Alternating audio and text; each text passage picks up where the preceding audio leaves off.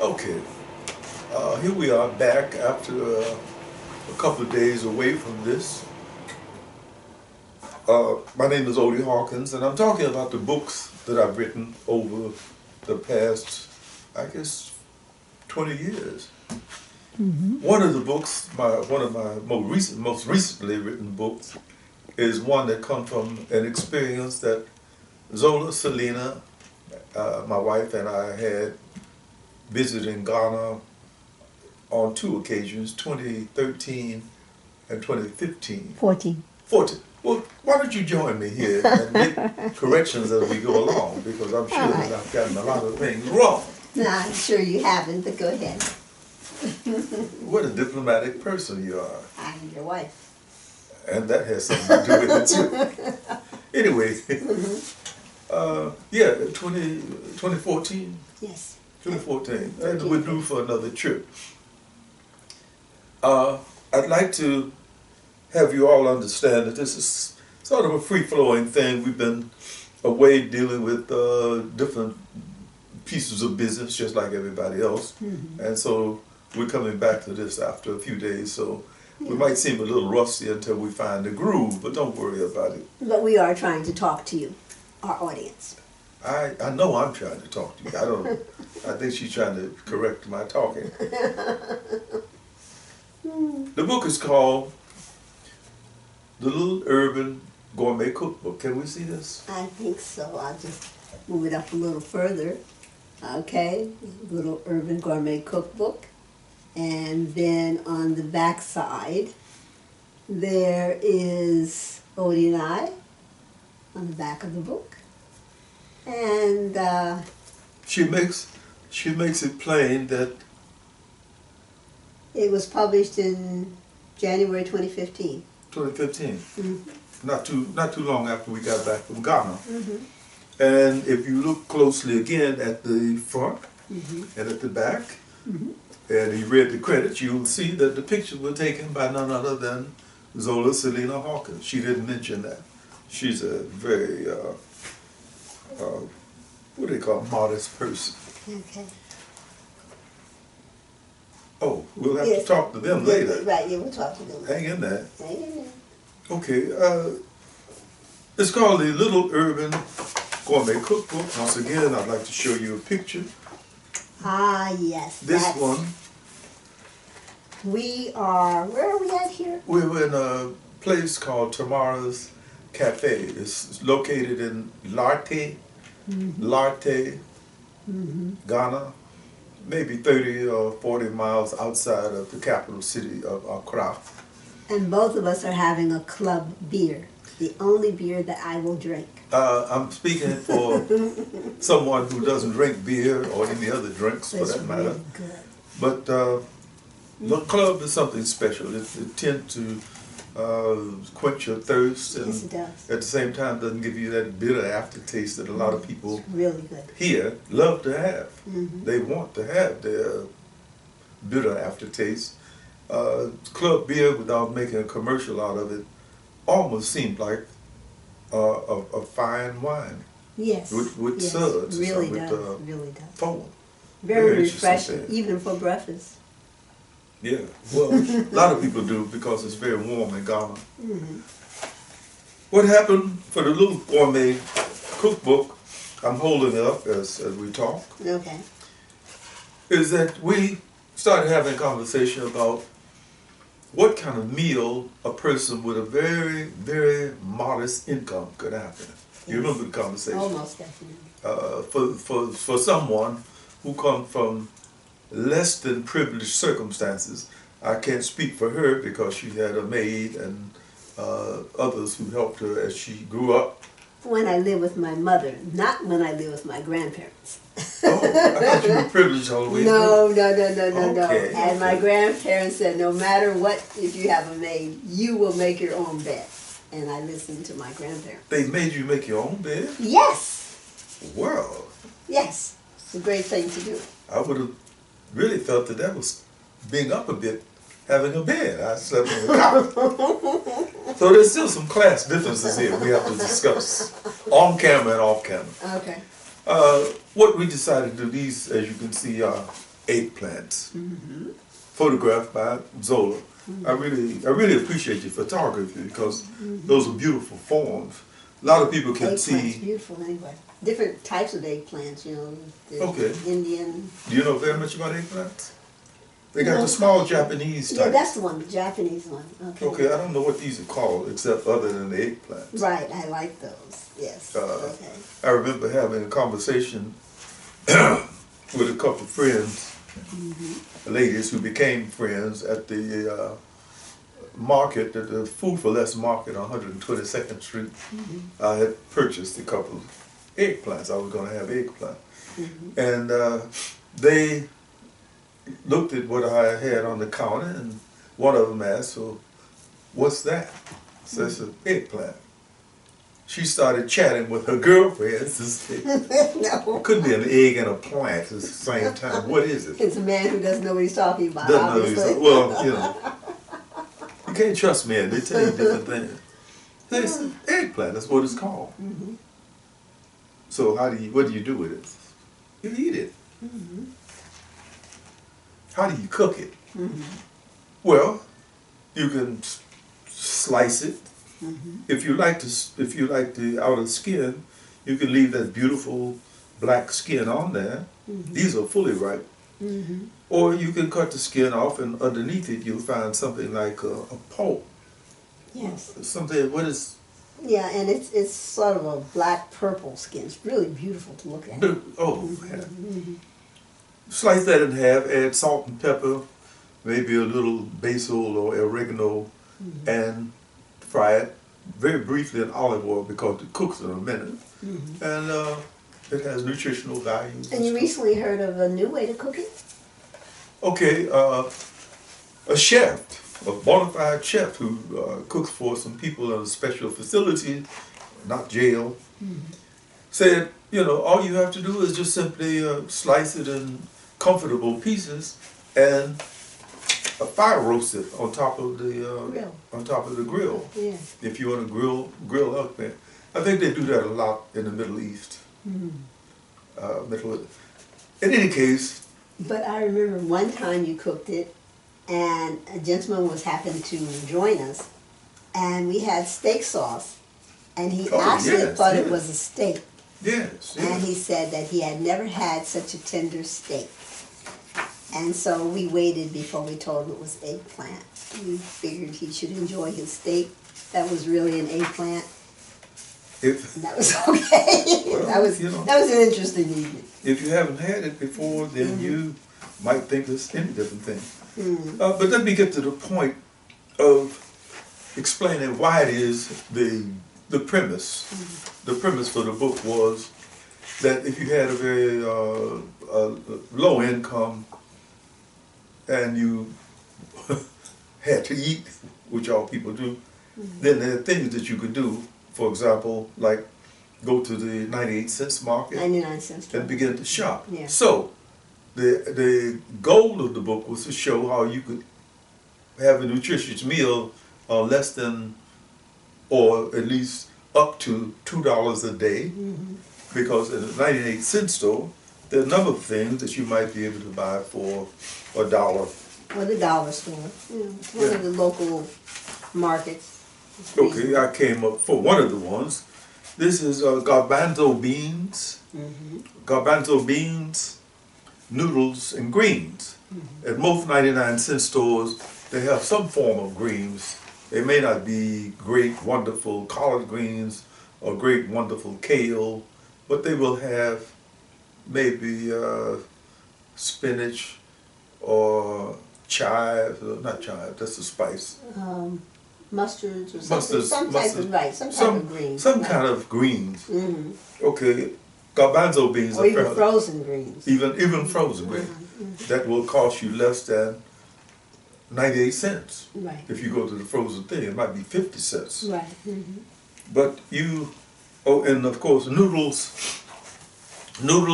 will come in top ramen packages, which you may be able to get one at a time, or they might have. They used to be 10 for $10, $1. I'm sorry, 10 for $1. $1. Yeah. And then they went up because they discovered that people were eating it. That's the other thing you have to look out for. Yeah. They will enhance the price if they discover that the item is going. In any case, Charge what the market will allow. that's that's the market thing. Mm-hmm. In this case, you got garbanzo beans, noodles, and greens. The greens are spliced into it to give you the kind of iron and the kind of nutritional things. How long does it take to cook the garbanzo beans? Until they don't need to be soft. They just simply need to be. I think the Italian called al dente, to the teeth. Okay. Just firm enough, but at the same time just soft enough for you to chew without feel like you're chewing on rocks. Okay. Garbanzo beans are not very. You can do it with black beans too, any type of bean, right? I think any kind of beans. Mm-hmm. Yeah. Mm-hmm. This is one that I like a lot. Mm-hmm. It's sweet potatoes and fish. Mm-hmm. The other garnishments, as you can see, I think parsley. Parsley. Mm-hmm. But the 98-cent store will very likely very often, depending on where you go, which store, will have frozen fish. Mm-hmm. It's maybe not the highest quality fish. It may not be, Trader Joe's fish, frozen fish, but it will be nutritious. The point we're trying to make in the photos and also with the text, which I won't read and bore you with, but the idea is to use. It's not boring. I appreciate that. It's not boring. I appreciate you saying that, Right, because you know how people are, I know how people are. especially if they want to discuss their own books and stuff, like I'm doing right here. Yes, yeah. Okay. And I don't want to make anybody think I'm taking advantage of their time. No, they're Other not. than you. They're okay, but it's good. The point we're trying to make is that you can spend a little money and wind up getting a nutritious meal. Mm-hmm. In this case, between the two of us, we're making an effort to use food as a delivery system for Good time. health-giving things. I mean, if you discover, for example, if you go to a Filipino store or some other so-called ethnic store, you might find liver on sale. The liver is not always the greatest quality because, I mean, a lot of people don't eat liver, so they think about it as a waste product. But if you go to, I'm using the Filipino market because this is the one we go to, and the liver is beautifully marbled. It doesn't have a lot of what do you call it, ligaments in it. Right. It's easily sliced, and it delivers to your system a real fine jolt of iron. Right. So we do like Seafood City. Right. I mean, it does Seafood City, Filipino market. It does more than just simply make you chew on something. It releases iron in your system, which might be more. Your system might be more receptive to a food item than a pill. Yeah. Plus their fish, they have such great turnover that the fish is. Okay, you're talking about the seafood market. Yes. Yeah. And this one here is something that Romney talked about during his presidential candidacy, where he was down south and he wanted to let all of the Southerners know that the day before he had eaten cheesy grits. Cheesy grits. Well, you can get grits at the 98-cent store, and they might have cheese. It may not be Gouda or Manchega Espanol or some great cheese, but they might have something like cheddar, Colby, or some decent cheese. I would not advise anybody to buy Velveeta under any circumstances because it's not cheese, and I'm not trying to become the healthcare expert of the day, but I don't know where they start making that stuff. It just, you know. Okay. This is the ghetto I'm sorry. This is the Little Gourmet Cookbook, and the reason I named it the Little Gourmet Cookbook is because at some point I figured I might make a big gourmet cookbook. That would be great. Okay, but okay, I'm gonna I hold it up. The point of having it understood that gourmet, urban, urban is sort of a code for ghetto. Urban. It happened in the urban area. That's what we know it means. So I decided to play on that by naming the book the Lil Urban Gourmet Cookbook. It's a fanciful little play on words on my part, but I didn't want to have anyone think that who bought this book, well, he's talking about low stuff. No, I'm talking about how you can take low priced things and make fine food out of. But it's interesting, we happened to see on the internet that the book was being advertised on a Chinese website. Yes, yes. For selling the book. So okay, so that means someone, you can't tell me that anybody has greater respect than the Chinese for food. In this case, this one is spring rolls and banana bread. Spring rolls may not be found very easily in the 98-cent store.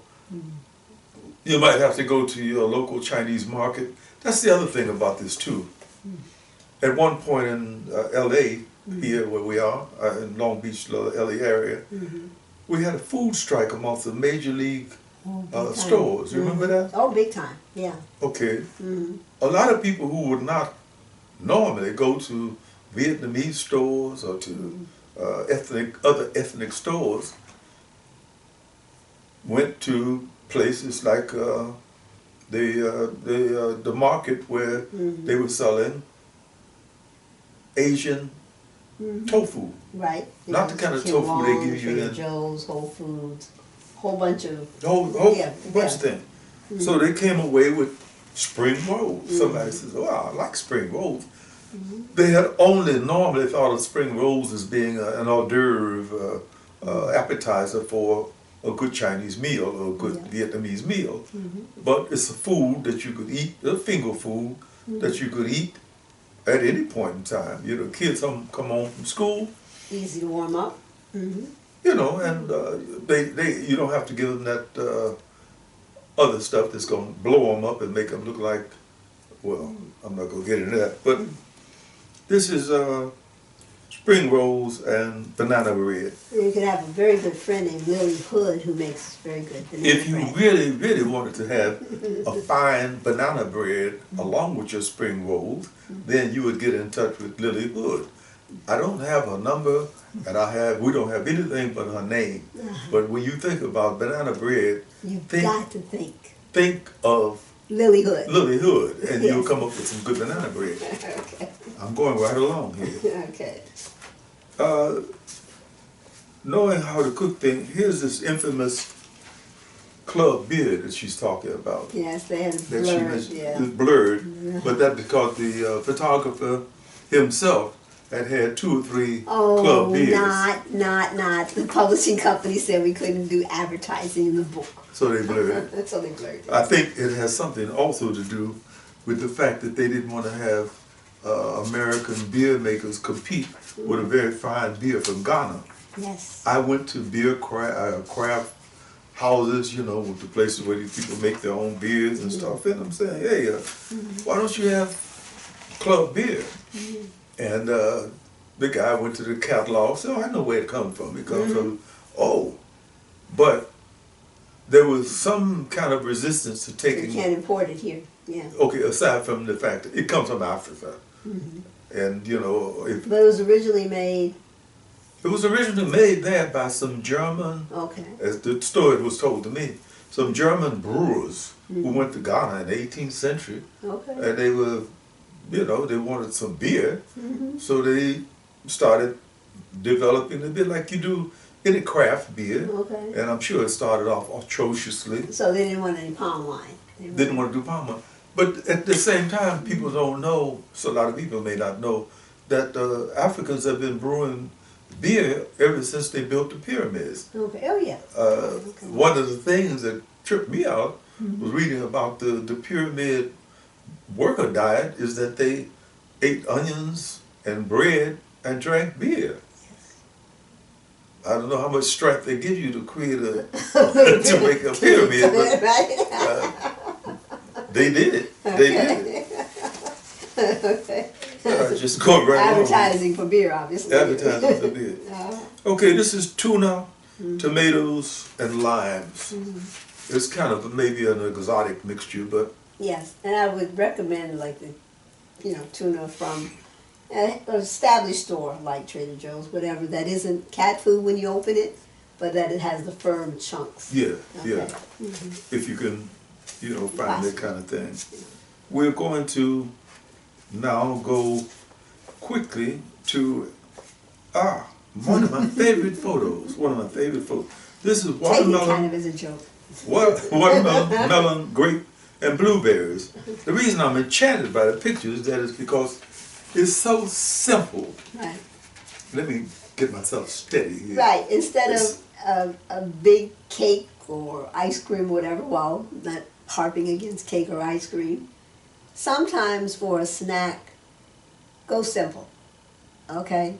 Have the adult tell the child and you, we're going to eat something healthy. So melon, watermelon, grapes. I believe that's cantaloupe, isn't it? Cantaloupe? Oh yes, sorry, cantaloupe and watermelon. Okay, so cantaloupe and watermelon and berries. Okay, you can have more than that that's on the plate, but at least, especially in the evening, you don't want to have something that's going to weigh your body down and just end up on your waist and your hips when you wake up.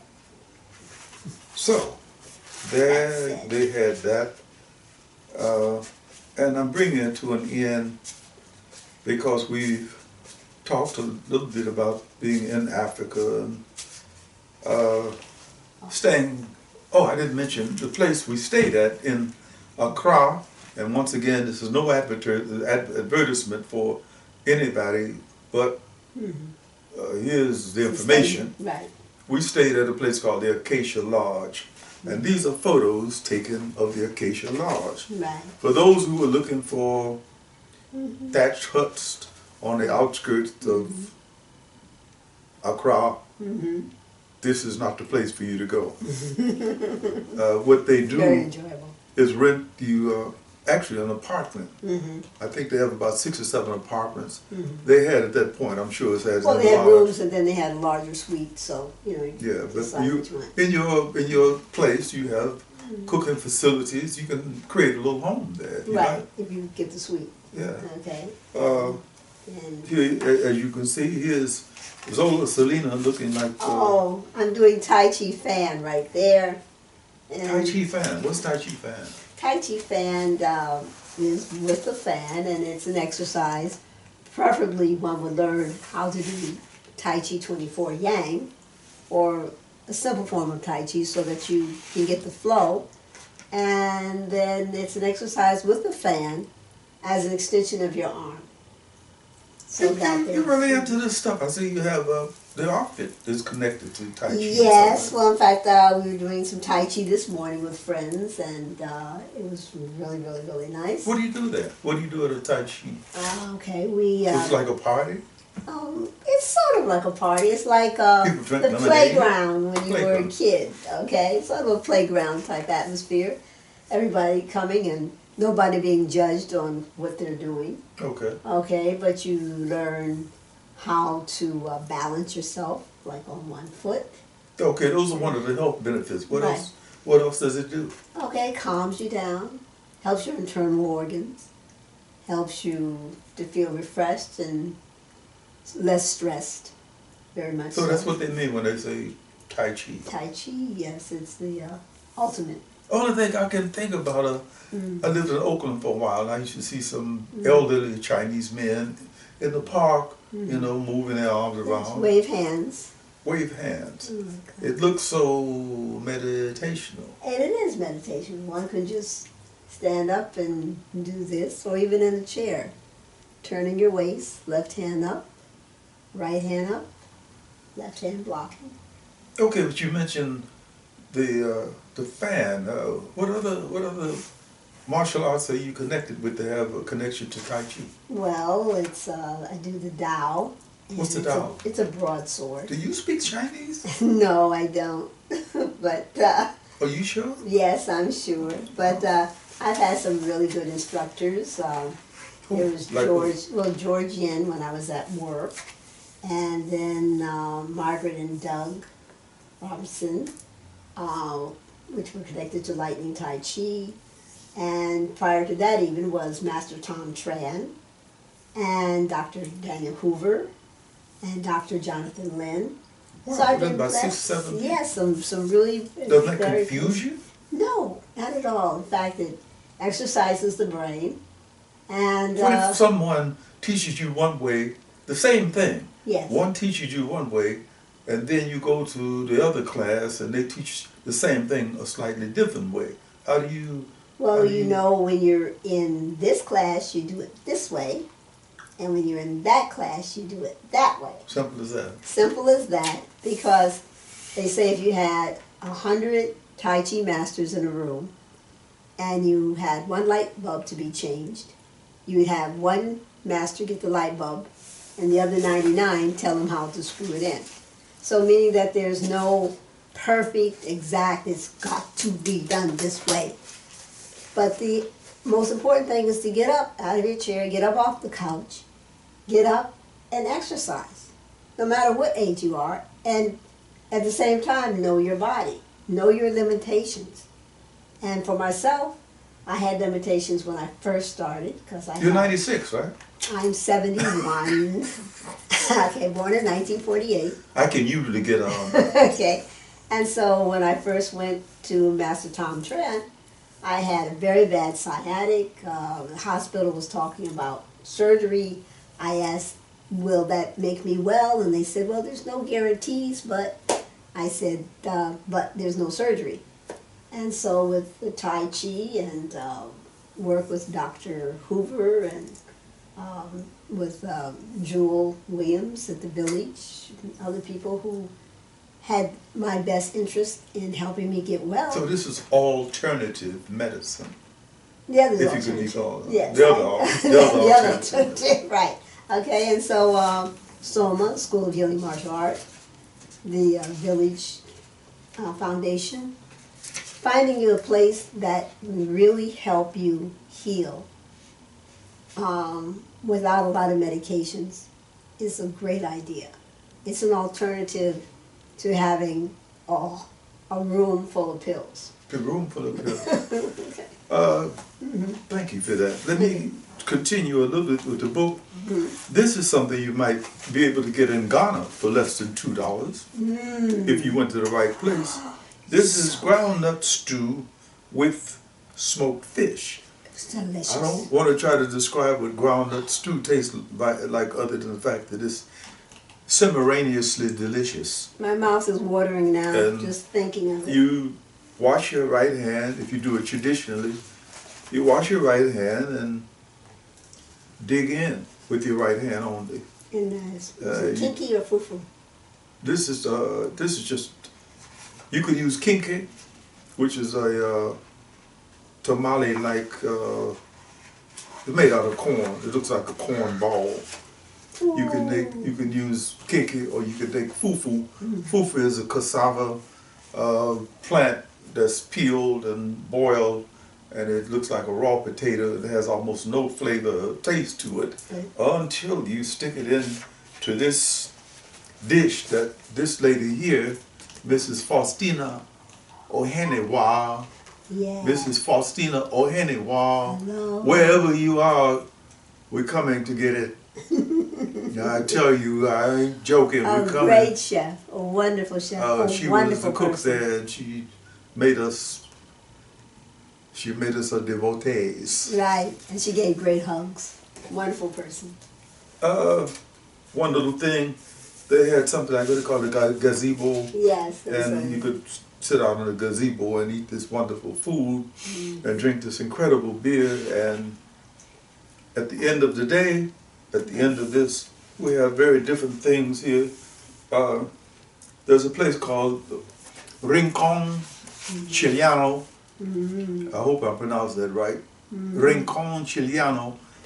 It's a restaurant where they have Chilean food from South America and little biscuits there. We went and had it with fried eel that they just brought over from the day before.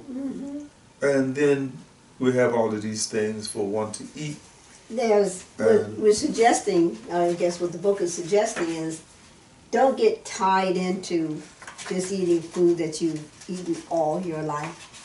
You know, that life is for living and it's for exploring other opportunities of, for your taste buds. Yeah, taste buds. It could be an example, and I'm going to end the gourmet on just this note. This is fried chicken and apples. Fried chicken and apples. As you know, chicken can be, well, just chicken, or it can be spiced up with very many different things. In this case, if you happen to have fried apples by themselves, you can have fried apples by itself. But chicken and apples are a very good gourmet food. I'm going to end this right here. This is the Lil Urban Gourmet Cookbook. The photographs on the front and the back and in the middle and all throughout are by this young lady herself, Zola and Hawkins. I have some writing in the book. I'm coming, guys. I have some writing in the book, but it doesn't say as much as the pictures say. Having said that, as they like to say on television, having said that, Meanwhile, I'd like to take us, meanwhile, as Colbert says, we want to talk a little bit about the latest visitor we have here on the set. Now, it's your turn to run your lips. okay, well, this little piece was not so little. Was Where did it come from? Where did it come from? It came from somewhere in Africa. Mother was West there. Africa. West Africa. Okay, I don't know, some people may not be familiar with the fact that some of the pieces behind us were given to you, were given to us by your mother. Yes. I don't want to hear ever any bad mother-in-law jokes. My mother-in-law was a queen, and I just worshipped the ground that she walked on. Right. See you. Okay, your turn. That's true. Okay, so Queen Jewel Gray was a fantastic woman. She traveled into Africa to help establish hospitals and get accreditation for various hospitals.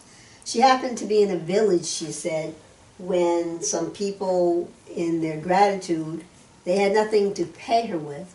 So they went and they dug this piece up. And, I always question why it is she died before she was able to explain it. Why did they have to dig it up? Why was it buried? I don't know why it was buried, but they said it was treasured, and in appreciation they wanted to give it to her. It's a very interesting piece. It has a head on one side and a head on another side. It has an animal here, and it has these figures in the back that look like they have a knife or a hammer or something going on. I think there's some kind of ritualistic ceremony. It looks when we like. do have the person or the persons who know all about this talk to us, I would be willing to bet you that There's some Dambala.